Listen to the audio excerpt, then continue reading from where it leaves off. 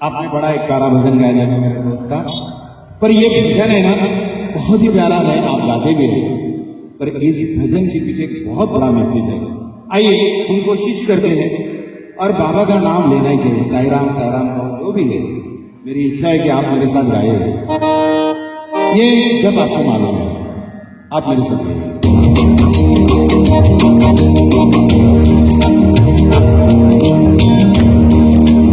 आपको ये मालूम है आपको गाना है। ओ साईं नमो नमः, श्री साईं नमो नमः, जय जय साईं नमो, सद्गुरु साईं नमो नमः। ओम साईं नमो नमः, श्री साईं नमो नमः, जय जय साईं नमो, सद्गुरु साईं नमो नमः। ओम साईं नमो नमः, श्री साईं नमो नमः, जय जय साईं नमो नमः, सद्गुरु साईं। अब शांत ये जग क्यों करना चाहिए, नाम क्यों लेना चाहिए, ना बजेगा शांत से सोचें।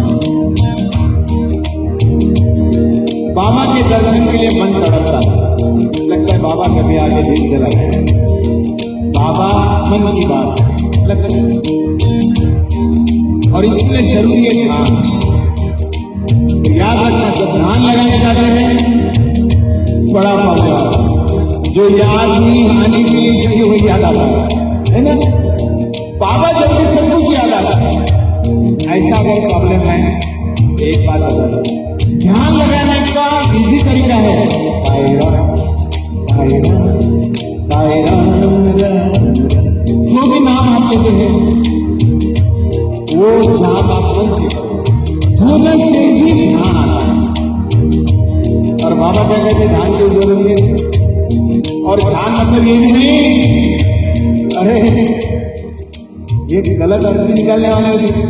किसी सासू माँ ने सुन लिया और किसी बहू ने सुन लिया कार्यक्रम में, बोले महाराज जी ने कहा ध्यान करो, दूसरे दिन जाने दोनों बोले चौका तू दे, मैं ध्यान लगा। वो माँ कहिए तेरा ध्यान कहाँ है, मतलब तेरा ध्यान कहीं है ना।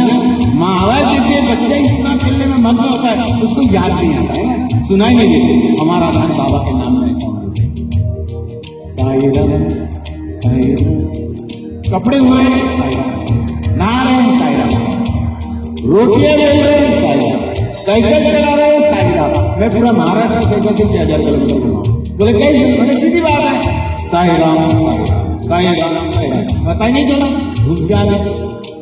बाबा का नाम जोड़ो अपने कर्म में, थोड़ा धन लगा, थोड़ा धन लगा, थोड़ा धन लगा, साईं बोले लौरे आएंगे,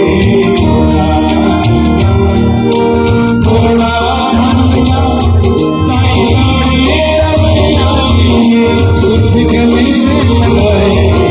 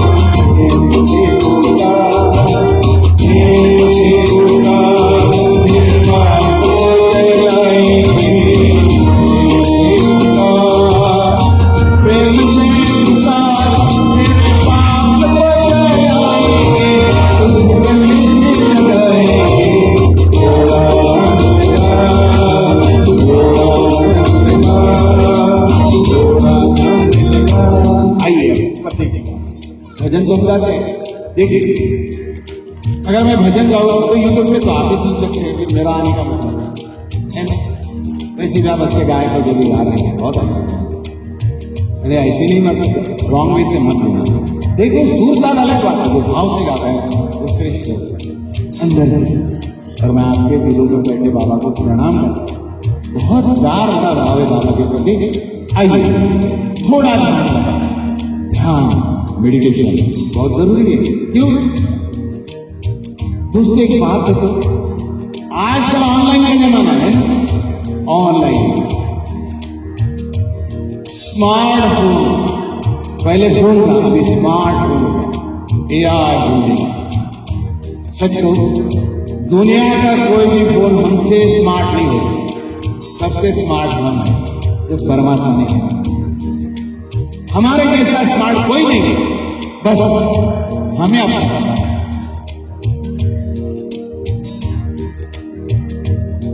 ये फोन है, मान लो आपने नया फोन खरीद लिया तो भी काम का नहीं, उसमें सिम डालना पड़ता। बगैर सिम से फोन काम करता क्या? नहीं। ये कितना भी स्मार्टफोन का होता है, इसके अंदर सिम होता है। परमात्मा ने हमें सिम डाल के दिया, परमानेंट सिम। उस सिम को कहते हैं सोल, आत्मा। अच्छा, इसमें सिम है, इसमें आत्मा है, फिर भी ये काम नहीं करता सिम रहने के बावजूद। उसके पास जाके एक्टिवेट करना पड़ता है ना, एक्टिवेट सिम एक्टिवेट की। इस सिम को भी एक्टिवेट किया करना पड़ता है गुरु के चरणों में। जब ये गुरु के चरणों में जाके एक्टिवेट हो जाएगा तब ये भी काम करेगा, वैसे ये भी काम। केवल एक्टिवेट करने से नहीं होता मेरे भाई, इस फोन को चार्जिंग करना पड़ता है। प्रॉपर चार्ज हो तो खास चलेगा, और प्रॉपर नहीं हो तो होता ही नहीं जल्दी।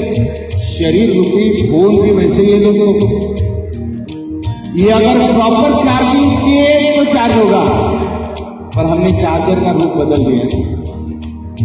जीवा के रस के लय में कुछ भी खाते, कुछ भी पीते, कोई खर्रा खाता है, कोई गुटखा खाता है, कोई ये आने दे, कोई वो आने दे।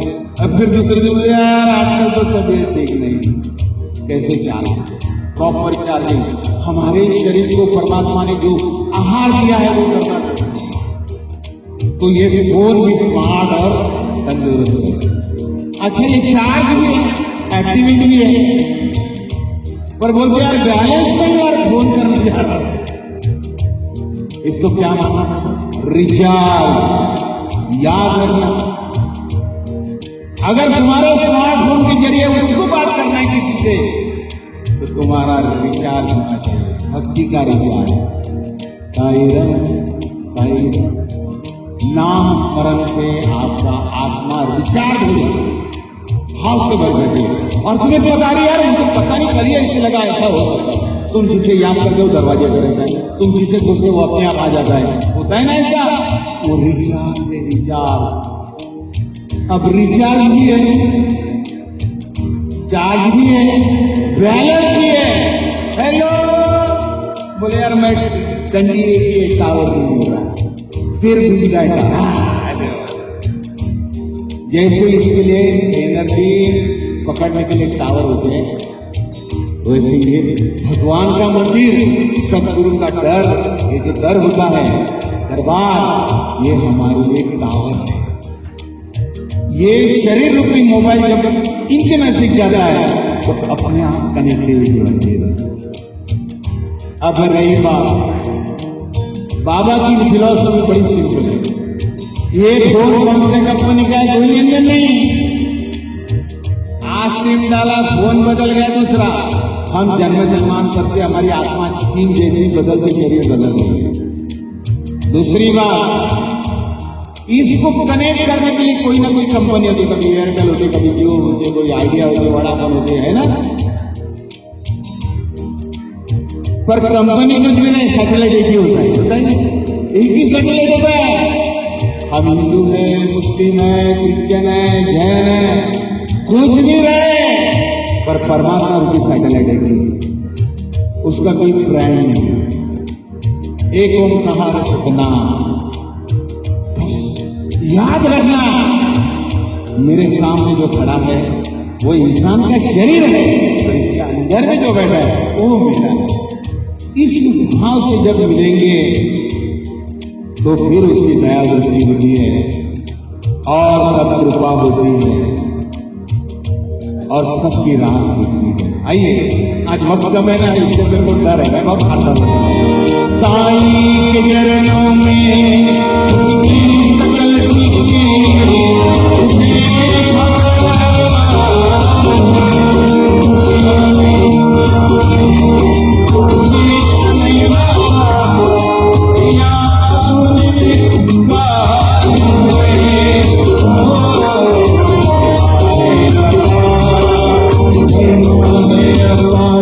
सदकी राहों को दिखलाएंगे, ये सुन की राह दिखला।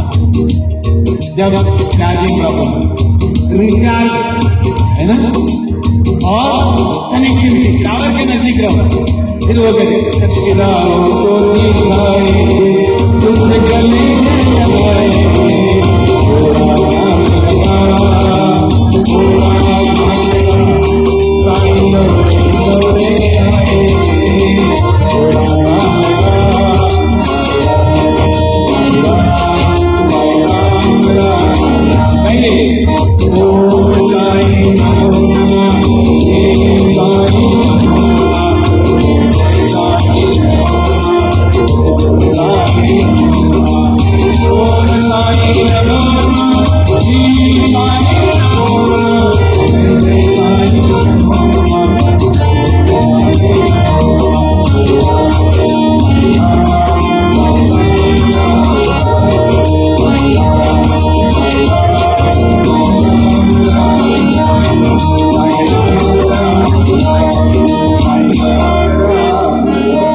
सच्चिदानंद सदगुरु साईनाथ महाराज की। भगवान की कमी थी क्या हमारे पास में? बाबा को अवतार लेना पड़ा, कभी सोचा? मुझे बता, चलो 33 करोड़ और 33 कोटि प्रकार भी मानते, 1,34,000 पैगंबर इस दुनिया में गए, कुरान में मानते। गौतम बुद्ध कहते मेरे पहले अनगिनत बुद्ध आगे गए हैं, ऋषि मुनि साधक तपस्वी कितने। जब बाबा आए थे 1857 में, तब तो जितना पॉपुलेशन था उतने गाइडलाइन देने वाले थे, फिर भी बाबा को फकीर के देश में क्यों आना पड़ा? 1857 का दौर था, इंसान इंसान से टूट चुका था, धर्म के कट्टरता में इतना घिर चुका था कि मंदिर तोड़े जा रहे थे, माँ बहनों की इज्जत लूटी जा रही थी। वो दौर देखते देखते इंसान बदल गया। फिर परमात्मा को लगा जिस धर्म को मैंने बताया उस धर्म के भूल के ये लोग पता नहीं क्यों ऐसे भटक गए। तो फिर परमात्मा ने क्यों डिसाइड कर लिया कि मुझे अभी जाना पड़ेगा। मैंने 1320 की बात की थी, वो यही है, उसके बाद में आए। पर जाना तो है, कहीं भी जा सकते थे। औरंगाबाद डिस्ट्रिक्ट में बाबा शिरडी में नहीं है पहली बार, औरंगाबाद डिस्ट्रिक्ट में, औरंगाबाद के बाजू में पश्चिम की दिशा की ओर सिंदूर बिंदु का जंगल है। उस जंगल में बाबा सबसे पहले चांद पटेल को देखे थे। ये चांद पटेल गांव का फकीर था, पाटिल था, गांव का ग्रामाधिकारी था। खोजते खोजते गया, मिल जाएंगी घोड़ी। अचानक उसकी नजर उस फकीर पे पड़ी। फकीर ने कहा, आओ चांद क्या ढूंढ रहे हो? ये मेरा नाम जानता है? मैं सब कुछ जानता हूं। घोड़ी ढूंढ रहे हो ना? हाँ बाबा, मिल जाएगी। जाओ उस नाले के किनारे, आवाज दे दो, आ जाएंगी तेरी बेटी। चांद पटेल गए, आवाज दे, बिजली आगे बांध दिए। फिर बाबा को बोला कि बाबा नमस्कार, आप तो भगवान जैसे मिल गए। तो बोले अल्लाह मालिक, तो आप मुस्लिम हो? बोले यदा यदा ही धर्म से ग्लानिर्भूत। अच्छा अच्छा, हिंदू गए। बाबा कहते मैं हिंदू भी हूँ, मुस्लिम। पता चल गया था। बोले यार तेरी घोड़ी मिल गई, मेरे को चिलम नहीं पिलाओ?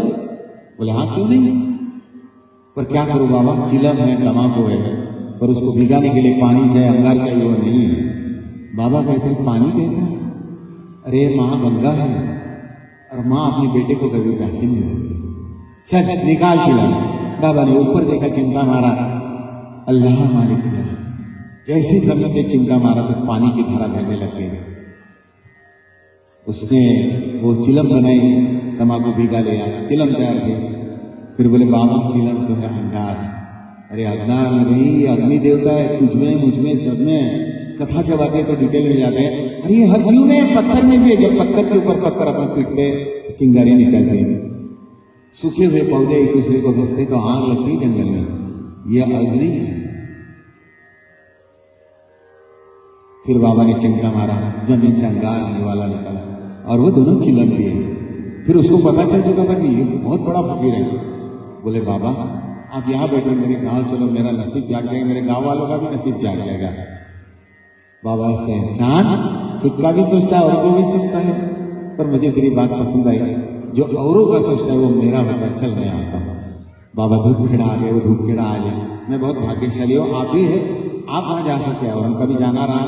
ये शायद लगा राजेश भाई ने कही, ये मैं आज का जो प्रोग्राम है आपको कल सुनने मिल सकता है ये यूट्यूब पे, तो मेरा नंबर भी नोट कर लेना। ये है, आपको जब भी कभी ऐसी चीजों पे जाना जहाँ बाबा गए थे, बाबा ने वो नीम का पेड़ आज भी जहाँ बाबा धूपखेड़ा में बैठा करते थे। फिर बाबा 6 महीने धूपखेड़ा में रहे। फिर धूपखेड़ा में चांद पटेल के भांजे की शादी थी, बारात जाने वाली थी शिरडी। सारे लोग आ गए, बोले ये पटेल पगला गया या सटिया गया है, ये फकीर के पीछे में लगा रहेगा साई साई साई साई करना। तो उसको पूछे, अरे ये कौन है, क्या है? इंट्रोडक्शन। दोस्तों 2009 में सुरेश वाडकर, सुधीर दर्गी, राजा संघ जी सारेगामा के, उनको लेकर मैंने एक एल्बम बनाया था। तो मैंने बाबा का चांद, तो बाबा का नाम साई नहीं था, एक बाबा थे और वो चांद पटेल बताता है ये फकीर कैसा है। वो इंट्रोड्यूस कर रहा था रिलेटिव को, अरे तुम नहीं जानती ये मामूली फकीर नहीं। तो वो कव्वाली मैंने लिखी थी, बाबा का अवतरण का गीत है। कव्वाली जा रहे थे, लोग जा रहे थे शिरडी और उसके रिलेटिव पूछ रहे थे और बाबा को पूछ रहे थे।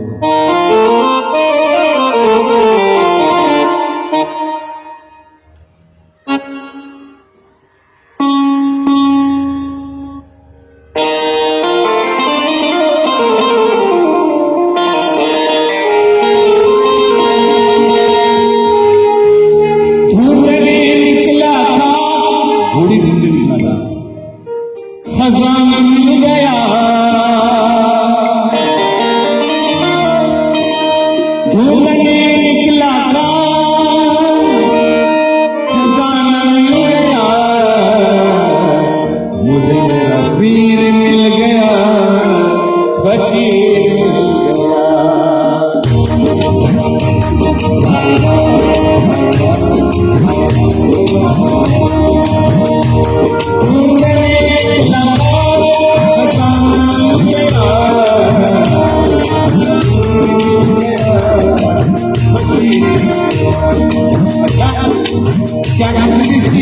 तो है ये तो पुरानी बात की बात करना और तो देता है कुर्बानी कसूरी नजर आता ममर जनता नजर आता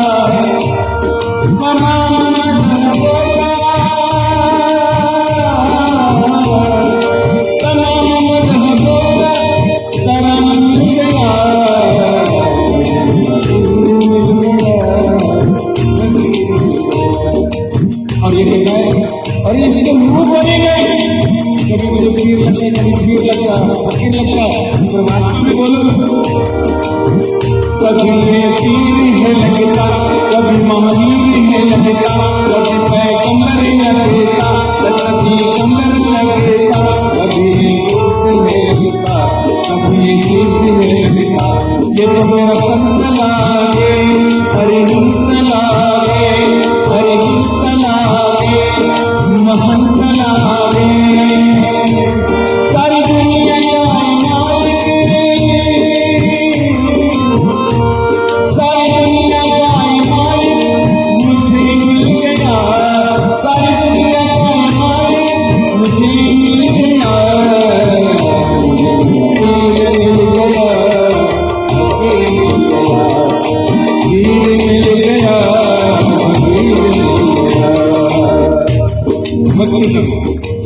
जानते हो ये क्या है? देखो वो बाबा की बातें बता रहे, साई नाम मालूम नहीं, तो कह रहे इस लड़ी कर से गहरा नजरिया आसमां का तारा, सत्संग की है, इसकी आंखें राज दुनिया का विधान की है, इसका मन निर्मल ज्ञान की है, इसकी दया से सब गंगा है।